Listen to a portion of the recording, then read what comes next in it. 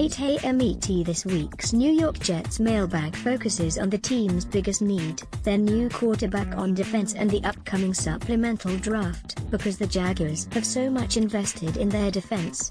Dante Fowler could become available, but he wouldn't be cheap.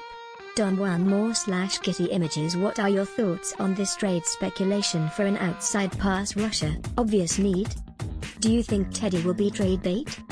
#JetsMail at Rich Chimini. Trader Mike McCagnon made a huge deal last preseason, sending away Sheldon Richardson for immediate help at a need position, wide receiver Jermaine Kearse, and a future bargaining chip, 2018 second-round pick, that helped him land Sam Darnold. It was a brilliant trade. Can he do it again for an edge rusher? I absolutely expect him to try.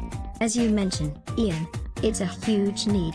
The problem is that it's a lot harder to find a pass rusher than a wide receiver. Two names have emerged in speculation, Shane Ray and Dante Fowler. The reason is because they're former first-round picks whose fifth-year options weren't exercised, meaning they will be free agents after the season. I wouldn't put too much stock in the Ray rumors. He recently underwent a cleanup procedure on his surgically repaired left wrist, which could force him to miss the start of the season for the Denver Broncos. He's way too risky. Fowler is the name to watch. The Jacksonville Jaguars have a surplus at defensive end and they probably won't be able to afford Fowler at the end of the season because they have so much money invested in defense. Based on that school of thought, yes, he could be available, but it won't be a fire sale.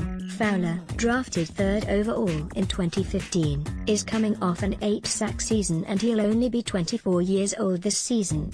In a way, the Jaguars are in the same situation with Fowler as the Jets were with Richardson. They knew they couldn't keep Richardson, so they got what they could. Teddy Bridgewater could be trade bait, but I don't see that happening unless Darnold wins the starting job during the preseason. There's also the matter of his surgically repaired knee. He looked fine in OTAs and minicamp, but there's still skepticism around the league about his knee. He'd have to quiet the doubters in the preseason to get teams interested. He probably wouldn't interest the Jaguars unless something happens to Blake Bortles. If there's a quarterback-needy team out there willing to part with a pass rusher, now you're talking. Bridgewater and the search for a pass rusher will be stories we'll follow in August. Why isn't Jamal Adams calling the plays on defense this year? Do you believe Lee has the football IQ to fill that role? #JetsMail, Nick Madden, at JetsFan006, June 22, 2018 at Rich Chimini. Ideally, you want a linebacker to be the guy getting the plays from the sideline and calling them in the huddle. Coach Todd Bowles said there have been situations where a safety handles the job, but it's uncommon. Adams is too inexperienced and, quite frankly, he does so much trash talking on the field that he might not be the best guy for it. The play caller has to be cool, calm and poised. I think Bowles trusts Pound Darren Lee with the responsibility because he's smart and will be on the field for every play, which creates continuity. The question is, can he process the information quickly and make slight adjustments? It's a tough job. I spoke to Lee about it, and he's really fired up and confident in his ability to lead in that fashion. Never understood the supplemental draft. No, we took Rob Moore way back when. What exactly is it, Rich?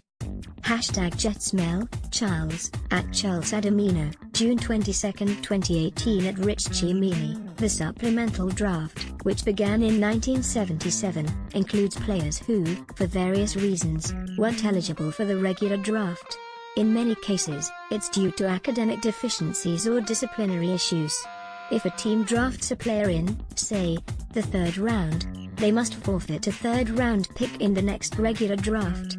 The Jets used a 1st-round pick for Moore in 1990, so they didn't have a 1st-rounder in the 1991 draft. If they had, they probably would have picked Brett Favre. Sorry to pick at an old wound.